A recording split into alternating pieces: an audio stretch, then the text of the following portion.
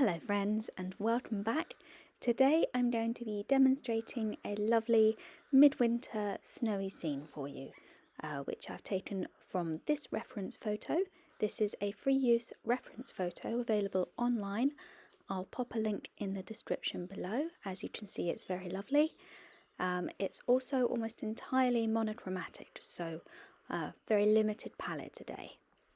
You can see I've begun by using my outrageously large masking tape to mask off the bottom third of this painting.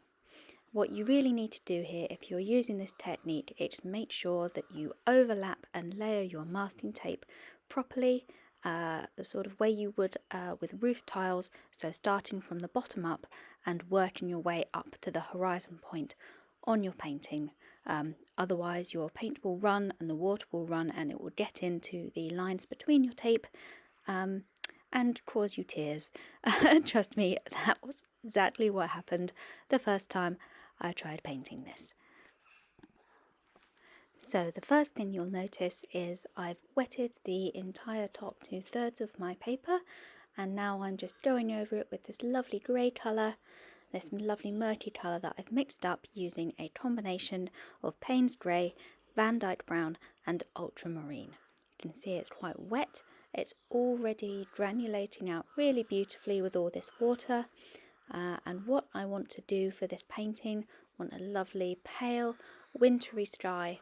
So I'm going to use my water spray and I'm spraying along the top line of the painting to get the water and the paint to really run down and run off this painting.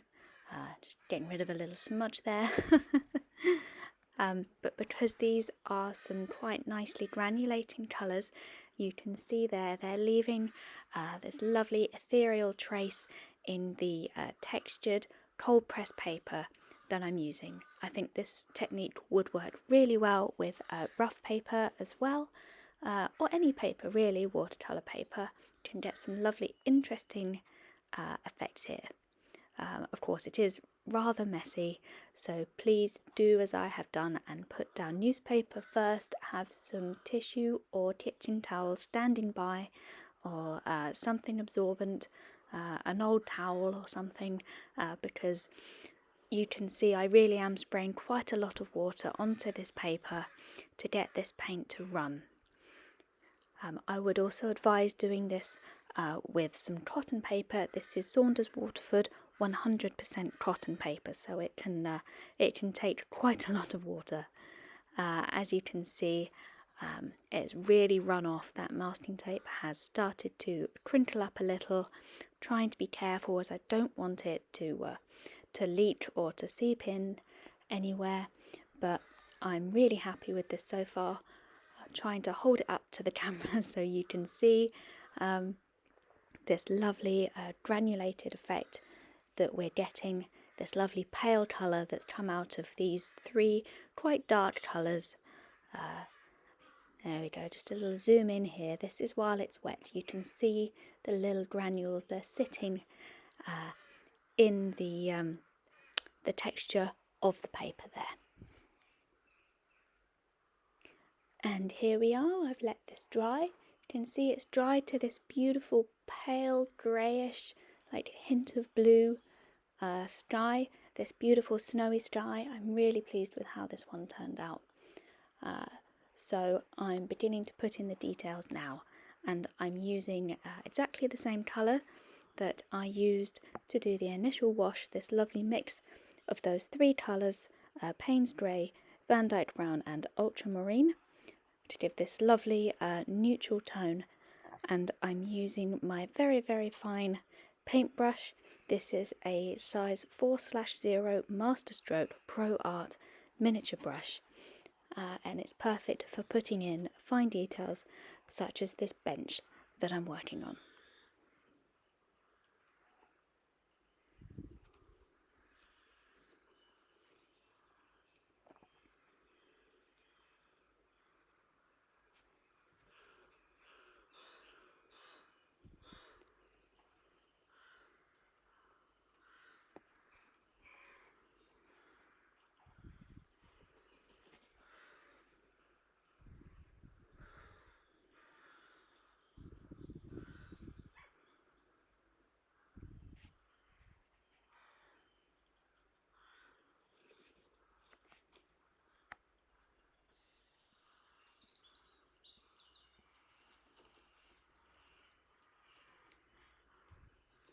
you can see that I'm starting with quite a light colour, a nice pale colour, putting in those first initial details without making them too dark.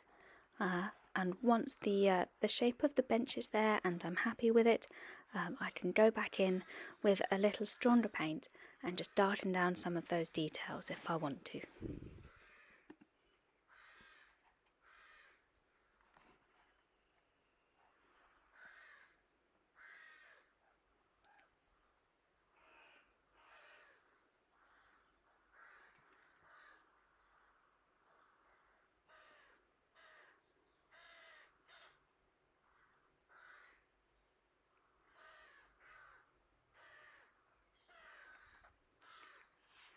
And now I'm starting with the tree.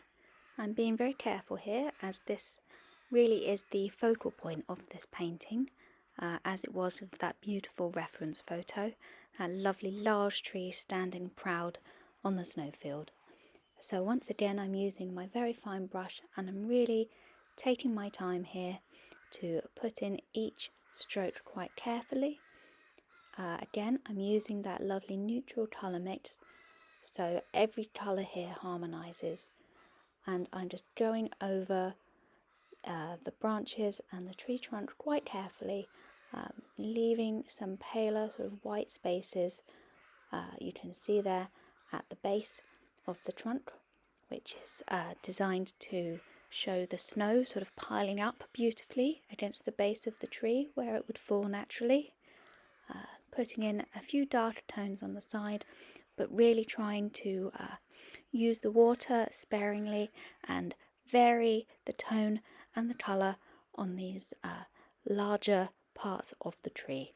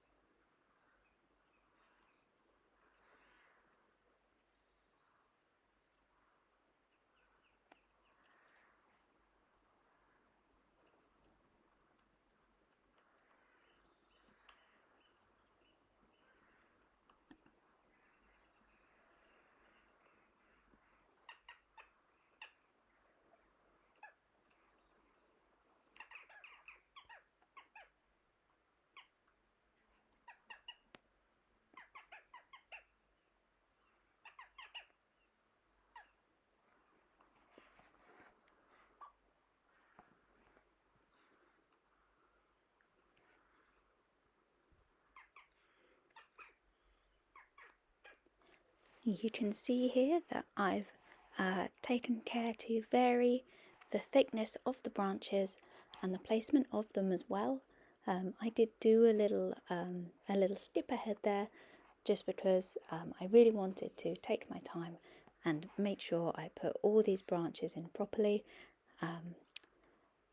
So you can see there I'm almost done, and the temptation is here when doing tree branches is to fill in every gap with fine lines, and it's very satisfying to do, but I think it's important for trees like this, especially one that is such an important focal point in this painting, to know when to leave some bare branches and a little bit of space peeping through. So that's what I've tried to do here. You can see I haven't filled in all of the gaps between the branches. I've left some space, but I'm also varying the size of these branches, trying to make sure the lines get finer the further they radiate from the trunk, but whilst keeping them looking lovely and organic as well.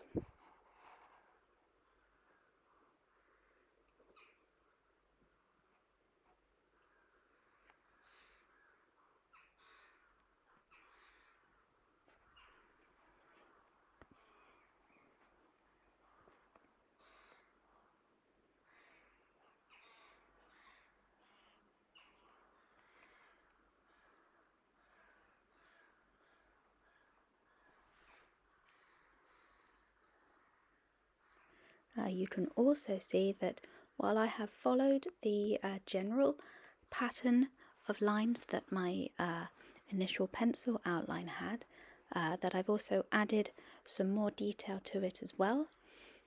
This is because I didn't want to draw everything out in pencil, because I wasn't sure quite how much would show through that lovely grey wash that I did. So I thought if I put in the initial branches, I could worry about the detail later, and that's certainly something I would advise doing. I think it saved a lot of time on the preparation, because it meant that all I needed to do was set out my horizon line, pop in my little bench, and pop in some basic tree branches spanning out to the approximate size that I wanted them. So I knew approximately the portion of the paper that I needed to fill. I could follow my guidelines for the main branches, but as you can see, for these lovely wispy little bits and bobs and twigs at the end, it's more fun to be organic and to put them in where you think they're needed.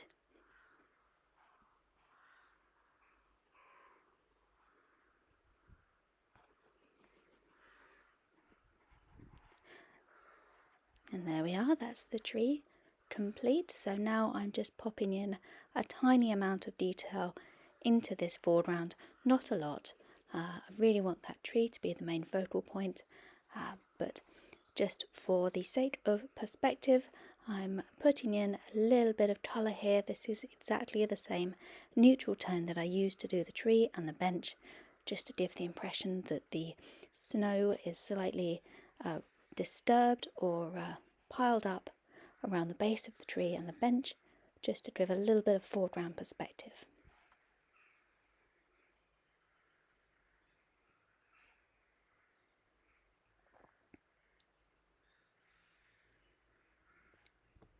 And you can see I'm still using my very fine brush for this foreground detail.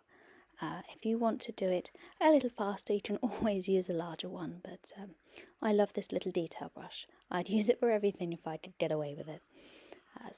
I'm using it quite quickly, almost scrubbing it across the texture of this lovely cold press paper, almost dry brushing there, just to get more the impression of detail rather than any actual detail, if that makes sense. And you can see I'm using just a little bit of tissue there, just to pull up any wetness that may spread and run from the very, very light watery paint that I'm using, and also to pull out any accidental marks that I make which I think are too dark and are going to detract from the central tree.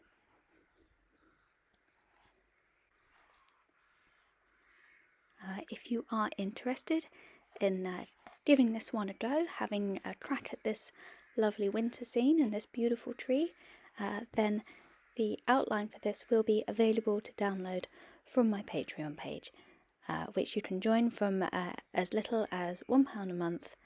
You'll get access to all my outlines and reference photos, so if that sounds like a good deal to you, then pop over to patreon.com/MorganaRose_art. I'll pop a link in the description below.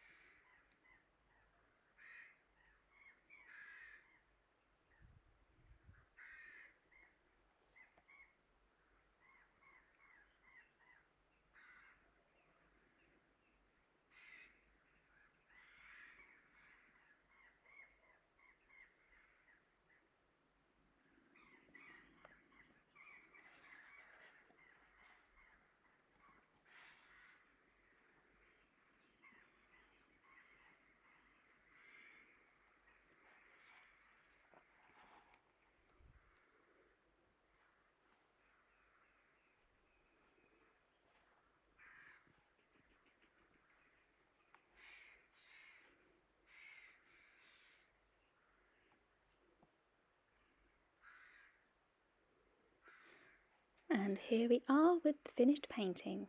Thank you so much for watching, everybody. I hope you enjoyed this. I hope you love this one as much as I do. I think for me it really epitomises the beauty and the bleakness that you can get in the deep winter snows.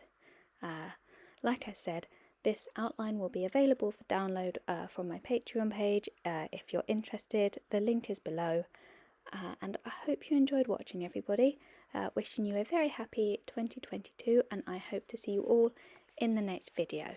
Bye bye for now.